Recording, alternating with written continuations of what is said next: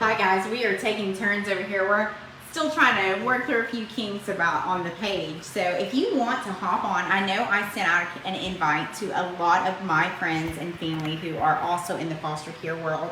I'm going to put my headphones in because I'm a loud talker, as you know. So hopefully we'll be able to get some of your questions and answers taken care of as we go through this event this evening. Thank you. We've still got about an hour. So if you have anyone who is in foster care or has been in foster care and you have any questions, feel free to pop on here with me and we will be able to chat about those. So if you don't know me and you're new to this little foster care world, my name is Mandy Lemon. I am a former foster child, I am a former foster parent, and I am a motivational speaker as well.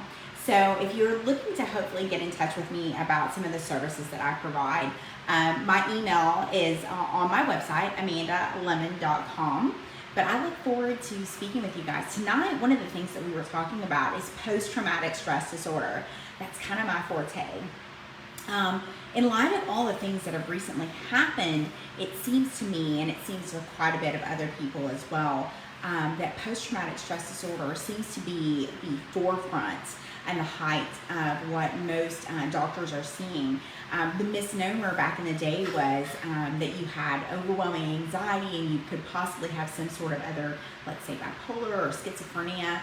For foster children, they are 2 times as likely as a Vietnam War veteran to suffer from post-traumatic stress disorder. 2 times as likely. And that means only being in care as little as 2 weeks, and it can create PTSD. So I have posted a poll over on the Advanced Foster Care page, and I'd love to see some of your thoughts about what you think are some of the challenges that are facing foster children these days. So hop on over there and let me know what you think. For now, I'm going to try to check this poll and see. All right, check this poll and see how we're doing there. Okay, big deal. So I had a great group of people hanging out with me over on our other page, but we got kicked off. So we're sitting here for a minute, but it is 9 o'clock. So I'm going to, because we're having technical difficulties, kind of wrap this up for the evening. Should you have any questions, feel free. Oh, we've got a few. I just was going to say that. So it's 9 o'clock. So we're going to kind of wrap some things up here and kind of bounce back and forth if that's okay with you guys.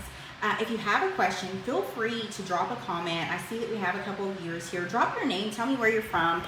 If you were in care or if you're a foster parent yourself, feel free to drop that as well.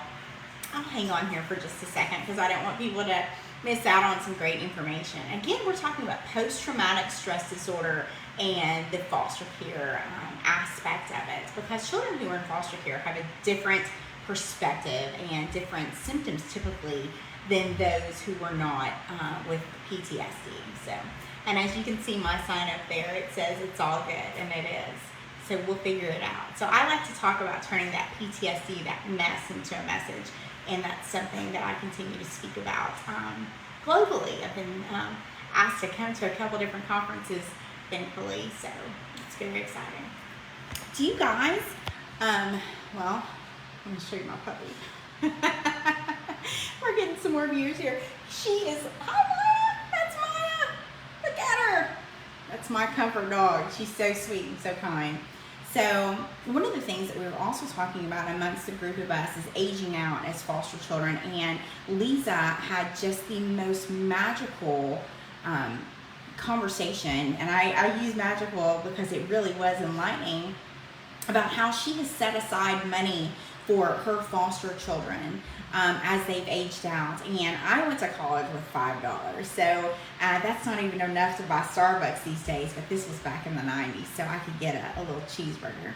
But I just want to impress upon you, as a former financial person in the mortgage world, I often help build credit and whatnot, but I would very much encourage you, even if it's not your foster child, to go ahead and start setting aside funds.